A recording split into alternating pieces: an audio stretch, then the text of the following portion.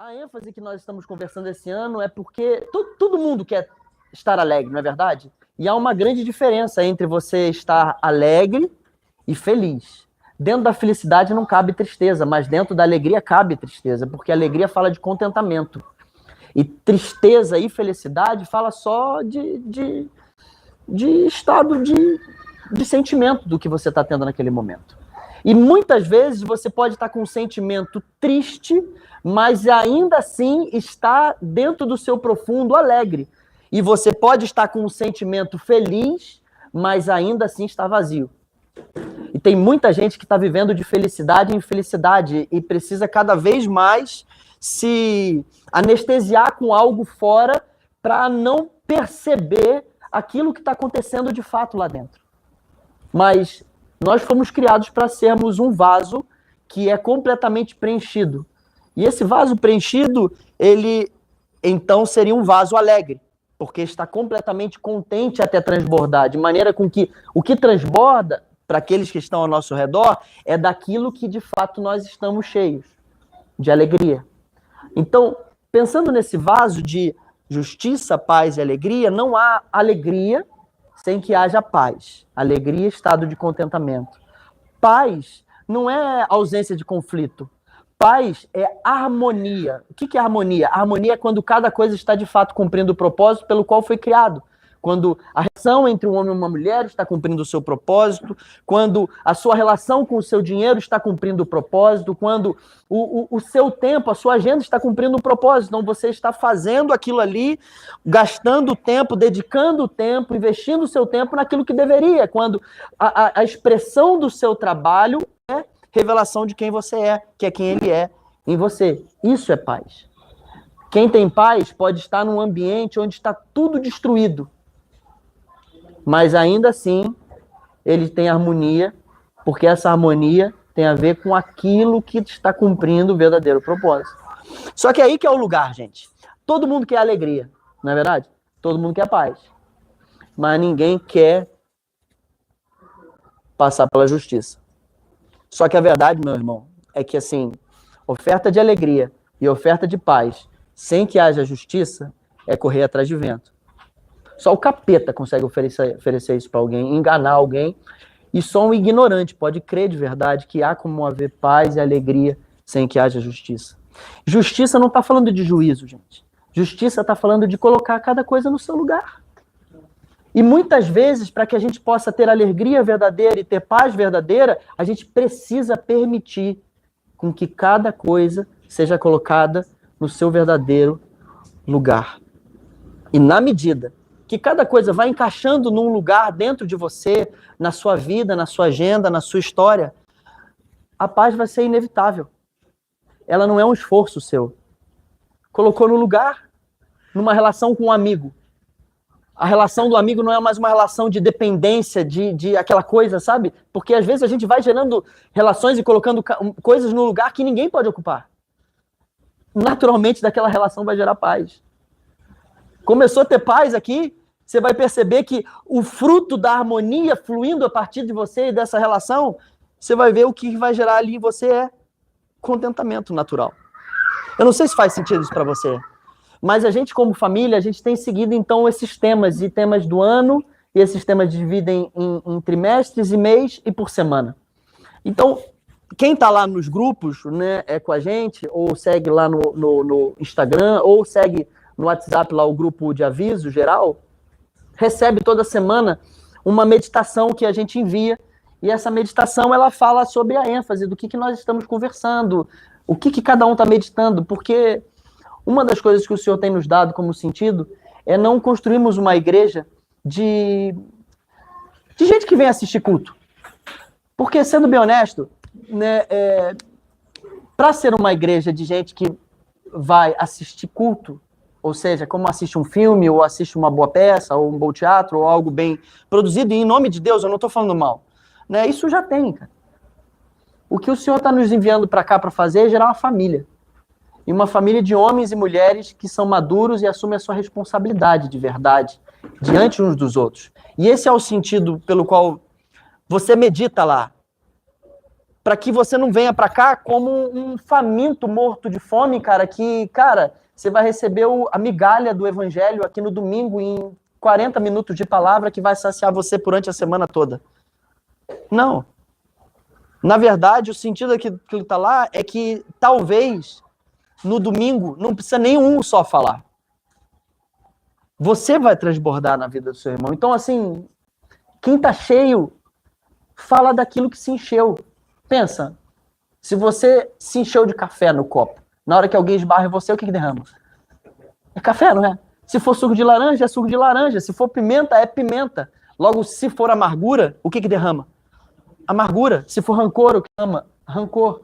Agora, se você está cheio do Espírito, cheio de fome, cheio de amor, e não é amor para dar, como diz o sentido pejorativo, que tem a ver com uma relação eros de homem e mulher. Eu não estou dizendo que é contra, mas é cheio de amor ágape, amor incondicional, sacrificial, não comercial.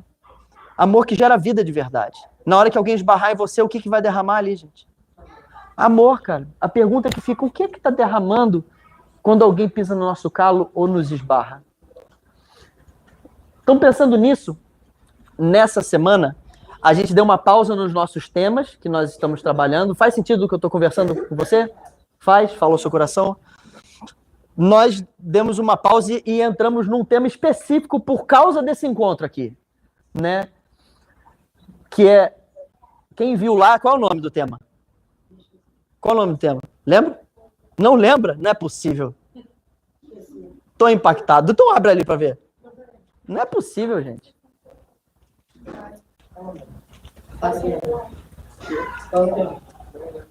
Qual o nome, gente? Qual o nome? Qual que é o nome? São o quê? São João, gente. Pô, galera. É o tema? Mas esse é o tema. Não, achei que era outro tema que é. Não, eu falei São João, só que eu achei que ele queria um subtema. Esse é o tema.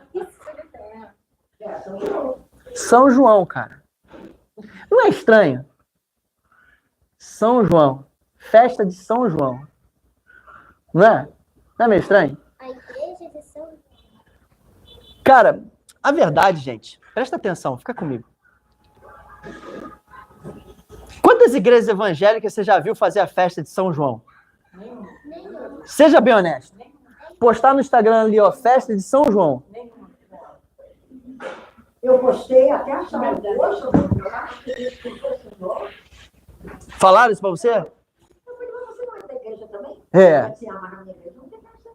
É. Acha que contra Deus? Nós estamos fazendo a festa de São João. E não só fizemos a festa de São João, como passamos a semana toda meditando em São João.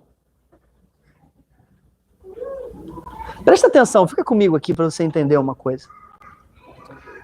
Meus irmãos, tem uma música na festa de São João que me chama muita atenção. Eu queria poder partilhar uma palavra com vocês a respeito dessa música. E essa música é uma música que você vai me ajudar a cantar para não ficar feio aqui para mim, que vocês já perceberam que eu puxando louvor ali, eu desafino, né? Graças a Deus tem o Lucas, mas o Lucas está lá em... Você fez uma rima. É, fala aí que rima que eu fiz. E agora esqueci. A festa de São João. Daí você falou alguma coisa com... Aí você canta comigo, meu irmão? Não. Tá. Ó, presta atenção, eu vou cantar aqui um trechinho, eu quero ver se você sabe cantar o resto. Ó. O balão vai subindo. Ó, calma. Vão comigo. Ó, o balão vai subindo. Vai caindo. Vamos lá, então. O balão vai subindo, vai caindo a garoa. O céu é tão lindo, a noite é tão boa. São João, São João, acende a fogueira do meu coração. Cara, essa música é tremenda. Ela é sensacional. E eu garanto, cara, pra você, né, que a partir de hoje você vai cantar essa música numa outra ênfase.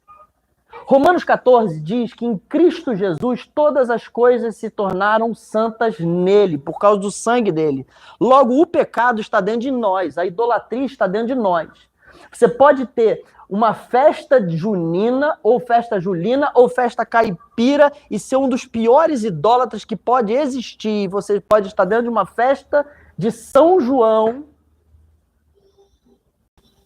e isso levar os seus olhos para Cristo.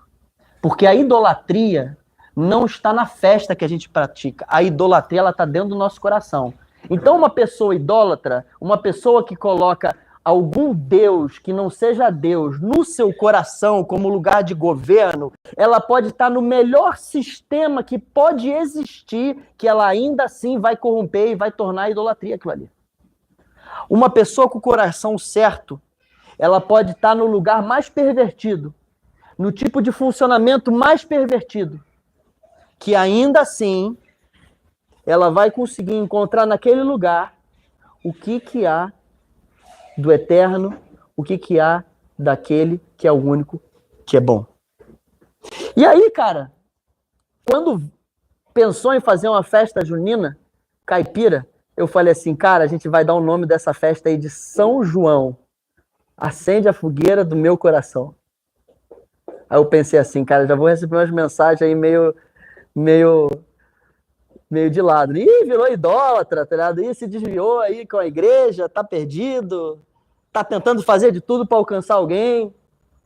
E não é isso, não. Na verdade, é porque eu acredito que nós precisamos devolver para o Senhor tudo aquilo que é dele. E eu acho que não há nada aqui nessa terra que não seja dele. De verdade. E nesse lugar eu não estou dizendo, cara, que ele está no pecado, que ele está naquilo que perverte, naquilo que não é bom. Mas eu estou dizendo, cara, que ele sendo Deus, nada pode estar fora dele. E esse texto da música diz assim, o balão vai subindo, vai descendo a garoa. Olha o que está escrito em Atos 2, gente. Ao cumprir o dia de Pentecostes, estavam todos reunidos no mesmo lugar. Se você puder dizer assim, ó, reunidos no mesmo lugar. De repente veio um som do céu, aí não precisa repetir comigo não, como de um vento impetuoso, e encheu toda a casa onde estavam sentados, e apareceram distribuídas sobre eles línguas como de fogo, as quais pousaram sobre cada um deles. Todos ficaram cheios do Espírito Santo e começaram a falar nas línguas daqueles que ouviam, segundo o Espírito lhes concedia. Pensa. Olha que coisa doida. Todos eles estavam reunidos num só lugar. E daí um som vem do céu e um vento impetuoso enche aquele lugar. E aí aquela galera lá, vem labaredas de fogo neles. E eles são, então, cheios do Espírito. O que um balão? Como é que você faz para um balão deixar de ficar dobrado no chão e subir para o céu, gente? O que você precisa fazer? Precisa fazer o quê? Bota fogo, cara. Você pega lá uma bucha, enche de fogo nele e ele vai encher o quê? De um vento impetuoso dentro dele que vai iluminar ele e impulsionar ele para o céu. Então presta bem atenção nisso aqui, cara. Na medida que nós vamos sendo cheios do Espírito Santo de Deus. Não é qualquer tipo de espírito. É o Espírito Santo de Deus que nos aquece. Fica evidente, gente, para todo mundo. Você acha que um balão que vai subindo, um balão dobrado, dá para esconder ele? Claro que dá, gente. Dobrado, você guarda na mochila, guarda debaixo da mesa, você guarda guardado em algum lugar, você confunde, você não consegue perceber um balão dobrado. Agora, na hora que você acende fogo num balão e esse balão estufa de verdade, e ele começa a subir para o céu, dá para esconder esse balão? Então presta atenção, gente, quando nós vamos permitindo ser cheios do Espírito Santo, quando nós vamos permitindo ser cheios do Espírito Santo, e ele vai nos enchendo de verdade, a primeira coisa que vai ficar clara em nós, cara, é evidente daquilo que nós fomos cheios. Então, se você está dizendo que você é cheio do Espírito Santo e está dando para esconder que você é cheio do Espírito Santo, talvez o que você está sendo cheio não é o Espírito Santo, gente. Porque vai ficando evidente que o balão vai subindo e nada mais consegue esconder o que está preenchendo aquele balão. De maneira que o céu fica todo iluminado, fica todo estrelado, pintadinho de balão. É noite de São João.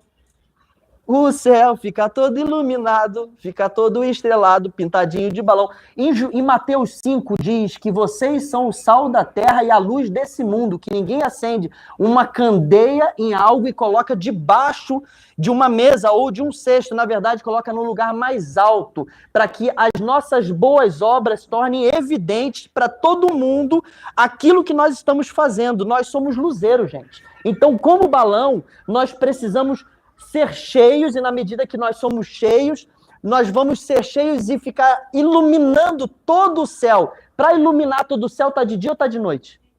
Está de noite, gente. Então, quando nós vamos sendo cheios do Espírito Santo, na medida com que o balão vai subindo, vai ficando claro para todo mundo a referência de iluminação, de orientação como uma estrela. Em outros tempos, as pessoas usavam as estrelas para poder navegar, para entender para onde é o norte, para onde é o sul, para onde eu estou indo. E ainda hoje, se você não tiver nenhum GPS, não tiver nenhum sistema, você vai usar uma estrela para ver para onde você está indo. Será que, ao relacionar com você, será que ter você por perto tem feito as pessoas olharem e verem que você é um norte do caminho que é o certo a se trilhar, mesmo no meio da escuridão, no lugar de trevas, onde todo mundo está perdido? E isso é tão forte que o texto diz, o balão vai subindo, vai descendo a garoa. Presta atenção, gente. Na medida com que nós vamos sendo cheios, e esse balão vai subindo e vai assumindo a posição como referência para que no meio da escuridão possa ser visto, a garoa vai descendo. Em João 4 diz assim, que se vocês bebessem da água que eu tenho para lhes dar, vocês nunca mais teriam sede, e não só sede, como fluiriam de dentro de vocês rios de água viva. Vocês estão comigo? Vocês estão com carinha meio de sono.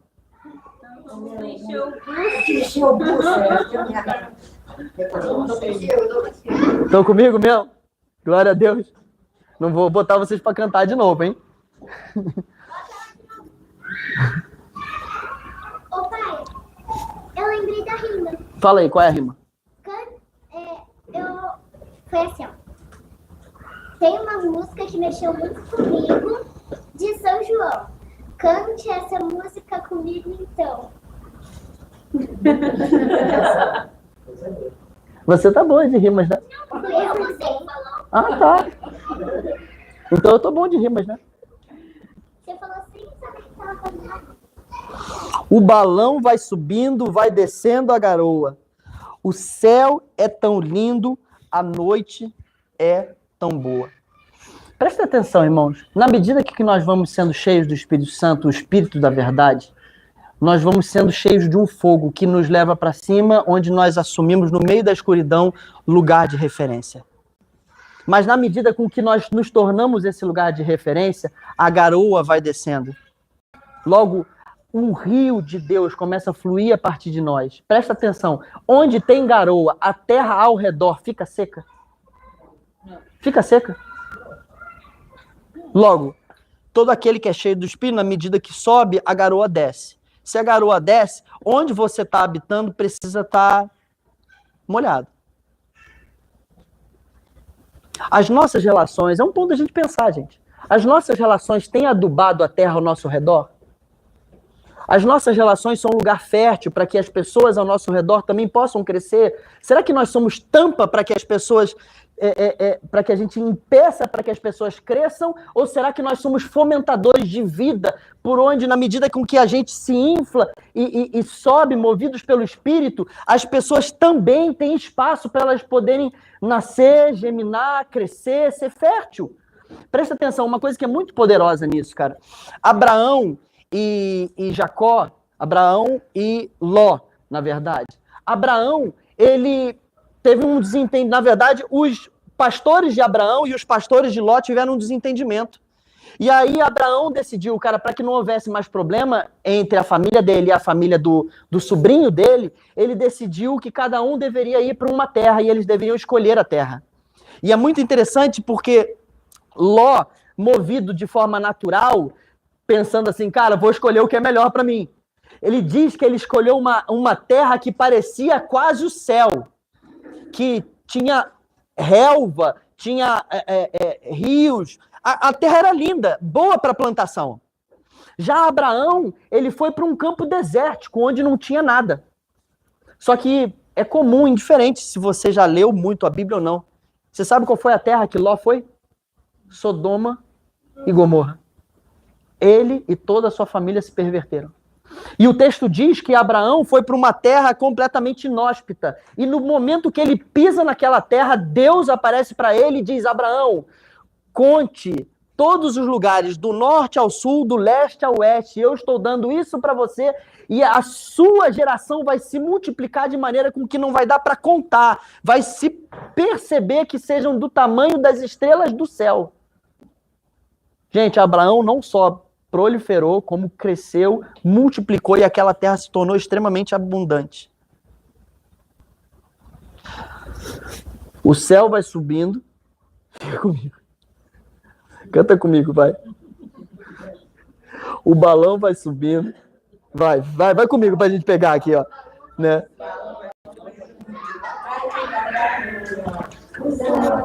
O balão vai subindo, vai caindo a garoa. O céu é tão lindo, a noite é tão boa. Irmãos, quando nós vamos ficando cheios do Espírito Santo, a terceira coisa que acontece é que nós começamos a enxergar as coisas não mais a partir da nossa perspectiva natural. Nós começamos a perceber as coisas de forma celestial. O apóstolo Paulo, ele era um cara que procurava fazer tudo que é certo, mas ele vivia completamente de forma natural. Até o momento que ele tem um encontro com o próprio Senhor na estrada de Damasco. E o texto diz que foi uma luz tão grande da visão celestial que ele estava vendo do próprio filho, que ele não conseguiu mais ficar assim como ele era.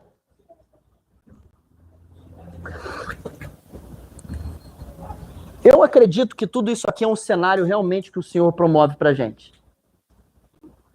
E se é uma festa de São João, é o Senhor nos colocando no lugar pra gente, de fato, sondar o nosso coração. Porque pessoas espirituais discernem coisas espirituais, terrenas somente terrenas. Conforme nós vamos sendo cheios do Espírito, a gente passa a ver assim como Deus vê. Logo, a visão que nós temos passa a ser uma visão celestial. De maneira que o céu é tão lindo e a noite se torna tão boa. É só poesia na música. Mas seja bem honesto, será que você tem considerado a noite tão boa? Você sabe o que significa a noite? A noite significa as trevas. A noite significa o tempo da tristeza, o tempo da dor, o tempo da frustração.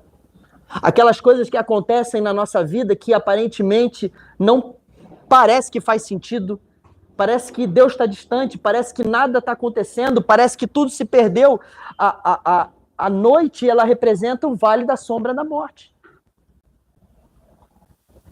A gente na quinta-feira ali sobre gratidão e sobre reclamação. É muito difícil você ser grato no meio da noite. Porque a noite vai fazer de tudo para provar para você, cara, que Deus não é bom. Você já teve com uma pessoa, cara, que parece que até no meio da noite ela está agradecendo? Que até no meio do desafio ela está vendo coisa boa? Que até no meio da dificuldade, tá entendendo? Ela, em vez de estar reclamando, ela está falando, não, mas a gente vai aprender alguma coisa com isso aqui, cara. Ou alguém roubou essa pessoa, cara, conseguiu dar glória a Deus, cara. Pô, eu não tô falando de positivista, não, que fica naquela... não posso ser negativo, não posso ser negativo porque atrai... Não, isso aqui é espírito de medo. Eu não posso ser negativo porque senão vai me atrair. Isso aqui é espírito de medo. Eu estou falando da pessoa que, de fato, consegue enxergar aquilo que é bom mesmo em meio ao mal, meio em meio à treva, mesmo em meio à perversão, mesmo em meio a uma cidade, às vezes, que parece que todo mundo é interesseiro comercial e todo mundo não quer nada com nada. Alguém que é cheio do Espírito, tendo a visão celestial, consegue olhar para os períodos da noite e dizer: a noite é tão boa. Consegue perceber a vontade de Deus, mesmo nos lugares mais terríveis. A vontade que é boa, perfeita e agradável. O balão vai subindo. Vamos comigo aqui para você não se perder. Vai. O balão vai subindo, vai descendo a garoa. O céu é tão lindo, a noite é tão boa. E o que vem? São João, acende a fogueira do meu coração. Presta atenção, gente. Qual que é a crise da festa de São João? A crise principal da festa de São João é a idolatria a um santo. O que é uma idolatria a um santo? É você colocar um santo no lugar de Deus. Você já parou para pensar e você sabe o que significa a palavra santo? Quando alguém diz assim, esse aqui é santo, tá querendo dizer o quê? Fala aí. Quer dizer o quê? Oi? Que é bonzinho, que é o quê? Fala aí. Puro. Vamos ser bem honestos. Quando fala assim, cara, esse cara é um santarrão. Significa o quê? Um cara que não quer. Bom demais. Um cara é um santão. Um santinho. Não, você fala só, amigo debochado. Então tá bom, um santo. Pô, o João ali é um santo. Não é o João aqui não, tá ligado? É o João que chegou ali. O João chegou aqui e foi embora. Aí você fala...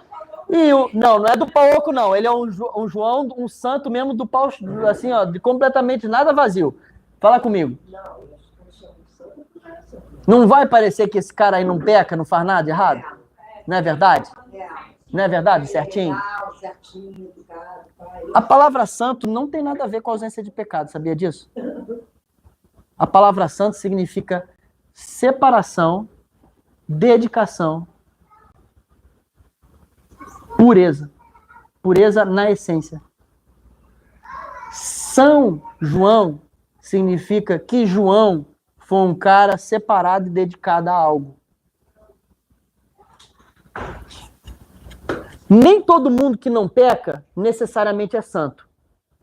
Mas todo mundo que de fato está dedicado àquilo que deveria se dedicar, certamente vai ter menos dificuldade com aquilo que naturalmente seria o caminho errado. Porque muitas vezes a pessoa pode estar só sem seguir o caminho errado e ainda assim o cara está com o coração completamente pervertido e isso ser só uma tentativa inteligente de salvar a si mesmo. Que é o pior lugar que alguém pode chegar, tá ligado? Que é tentar fazer tudo certinho na tentativa de salvar a si mesmo. E essa é a pior das idolatrias que alguém pode cometer. De maneira que fala assim, eu não piso nem em festa de São João, tá ligado? Por quê? Porque acredita que ele é melhor por comemorar a festa junina, não festa de São João. Logo, ele está cometendo o pior tipo de idolatria, que é a idolatria do orgulho, da vaidade, a idolatria da religião. Dele achar que ele é melhor do que alguém, porque não tem alguns tipos de práticas. Só que santo, gente, santo é quando o seu coração, ele detém só um lugar. É quando o trono do seu coração, quem senta ali é o próprio Senhor. Por isso que nós estamos fazendo essa festa. Festa de São João. A festa do Santo João. O apóstolo Paulo disse assim, sejam meus imitadores assim como eu sou de Cristo. Paulo estava olhando para você, pedindo para você imitar quem? Quem? Vamos ser, português, gente. Sejam meus imitadores. Ele está pedindo para imitar quem? Ele, pô.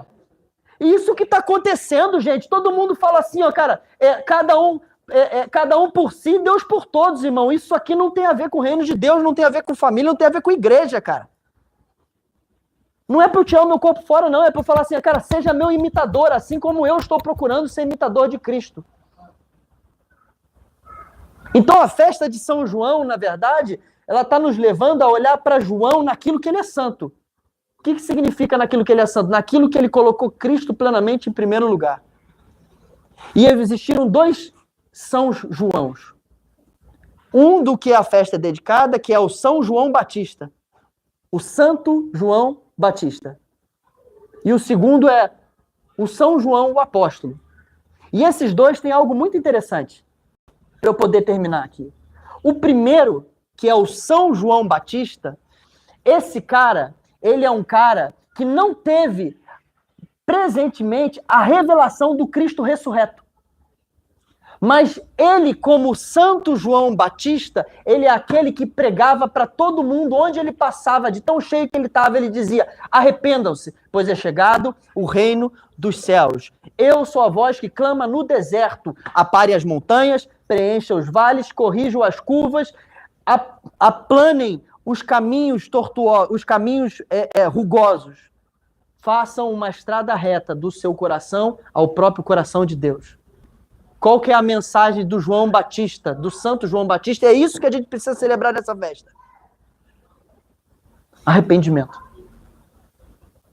Meu irmão, sendo bem honesto, o mundo está cansado de gente hipócrita, de religioso chato, que não tem transformação de vida e não tem relevância nessa terra nenhuma, que seria até melhor que ele não fosse seu vizinho.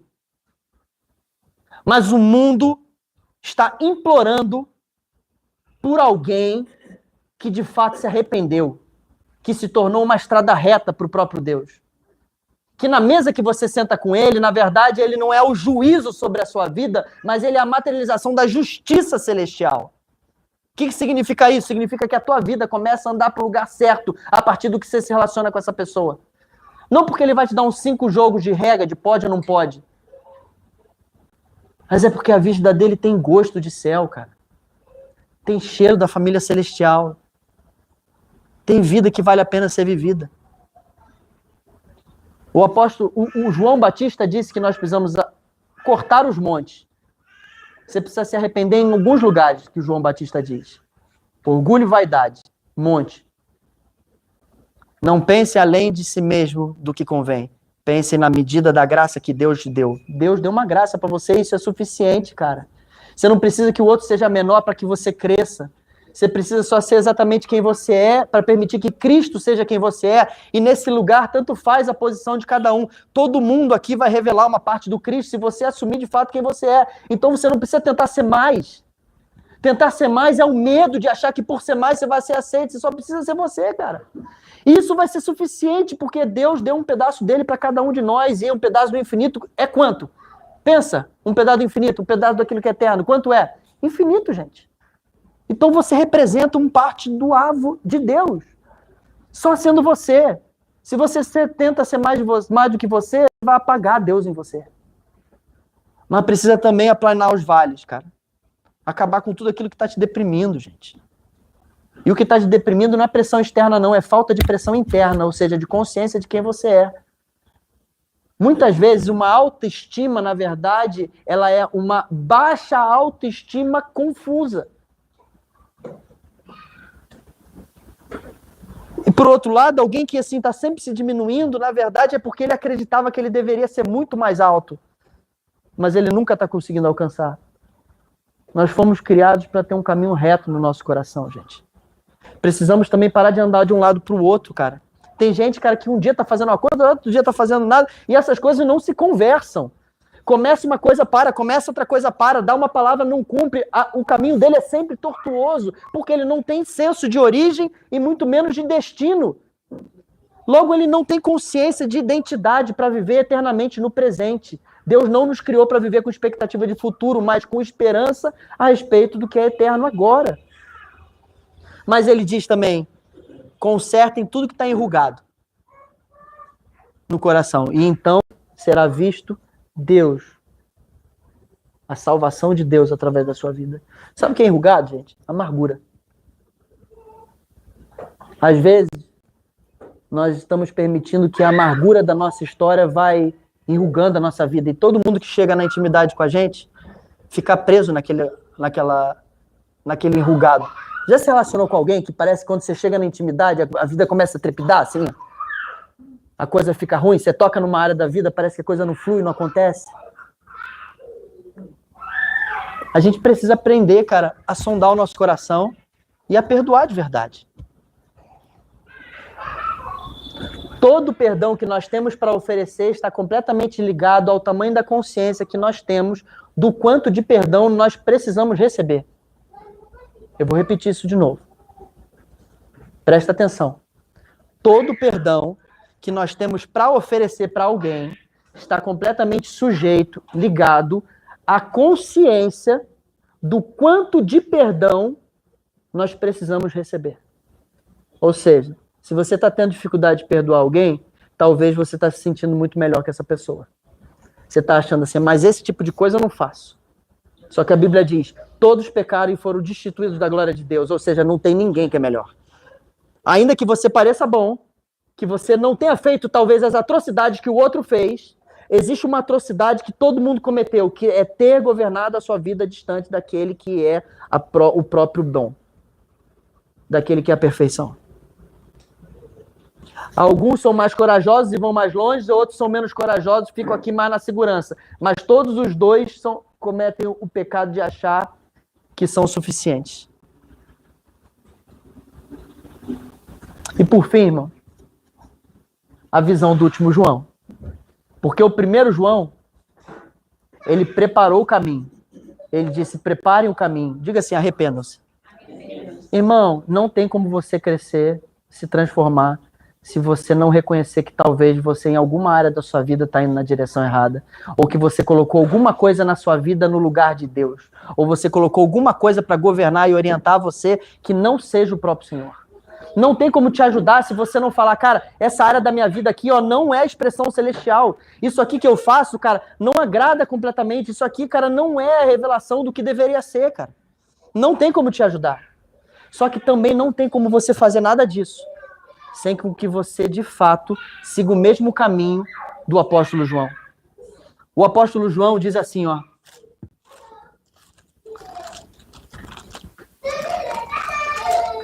Apocalipse 1. Apocalipse 1, 9.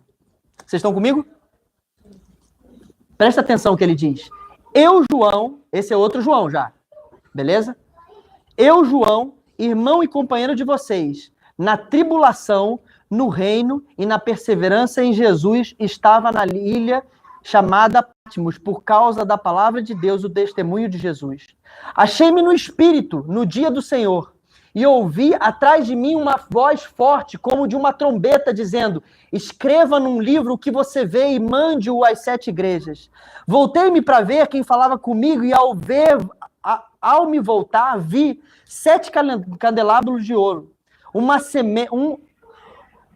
semelhante a um filho do homem, com vestes talares, cingido à altura do peito, com um cinto de ouro. A cabeça, os seus cabelos deles eram como brancos como a alva de lã, como a neve. Os seus olhos eram como chama de fogo. Os seus pés eram como semelhantes a bronze polido, como que refinado numa fornalha.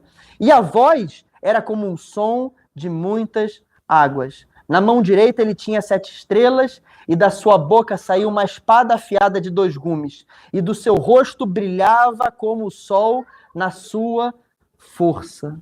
E aí ele diz isso aqui, gente. Presta atenção comigo.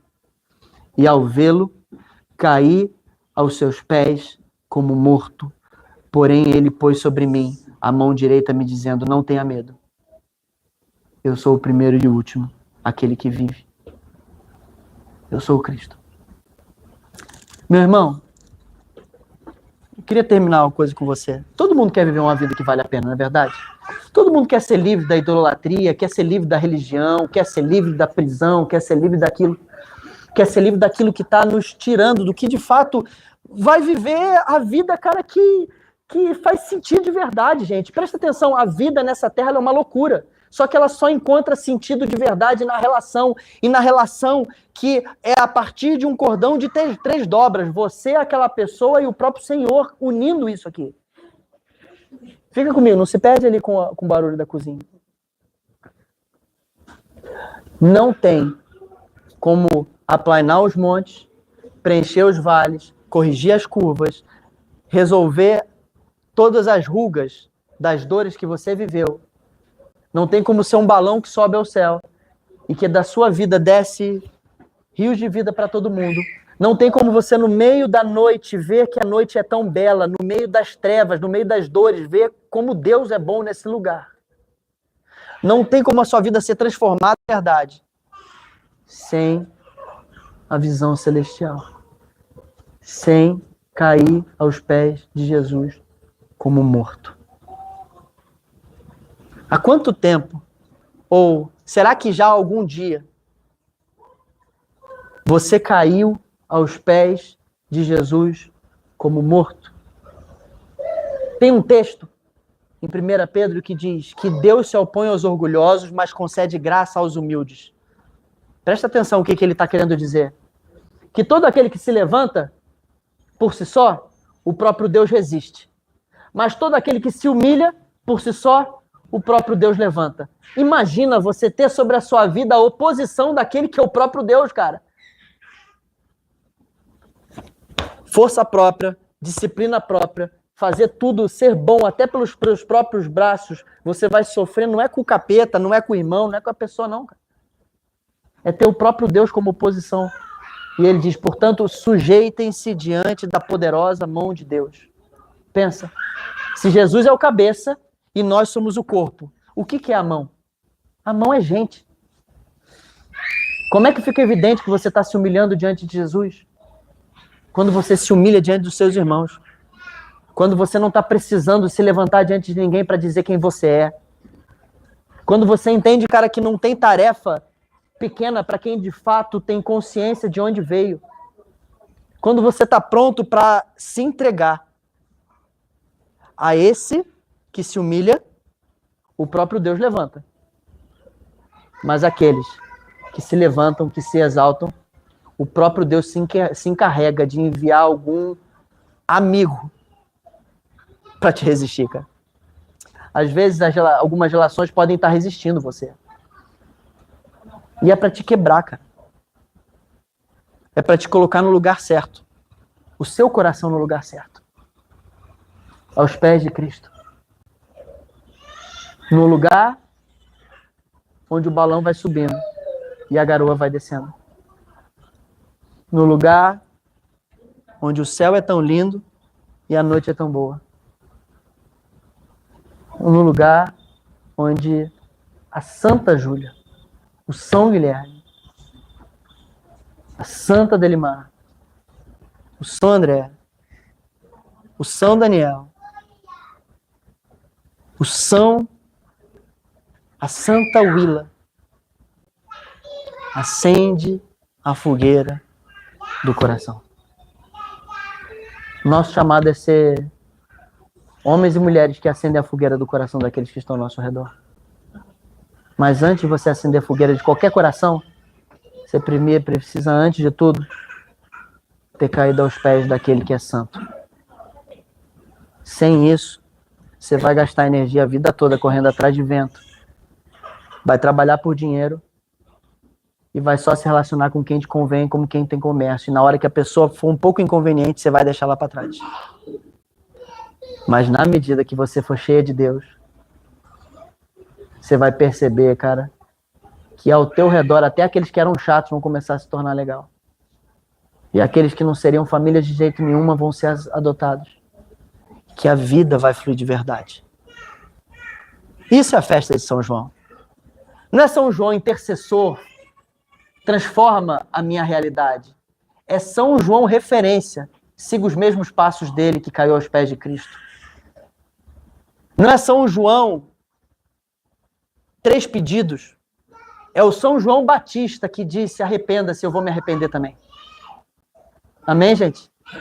Faz sentido para você isso? Então, a gente vai passar aqui o pão. Você vai fazer o seguinte. Você vai sentar aí num trio. Pode ser, né? Um trio. Acho que dá para ser trio, né? Vai fazer um trio. E aí você vai partilhar esse pão. A ceia é inclusiva, ela não é exclusiva. Se você recebesse na sua casa o melhor amigo do seu filho, na hora que vocês estão jantando, pensa assim, você vai e guarda todos os pratos debaixo da mesa, porque ele ainda não faz parte da família e não tem consciência do que essa mesa de comida tem para ele, isso pode matar ele? Ou você bota mais um prato e divide a comida que você tinha preparado? E depois vai explicando para ele o sentido pelo qual vocês fazem isso. Então, nós cremos que a ceia é para todo mundo. Até se você não sabe exatamente qual que é o sentido disso aqui. Até que para você isso aqui seja só pão ou só suco. Ou até que para você talvez você nem conheça de verdade quem é Cristo, quem é Jesus. Mas eu não tenho dúvida que na medida com que você permitir sentar-se na mesa da comunhão, você vai conhecer de fato o amor do Pai e a graça do Filho. Amém, gente?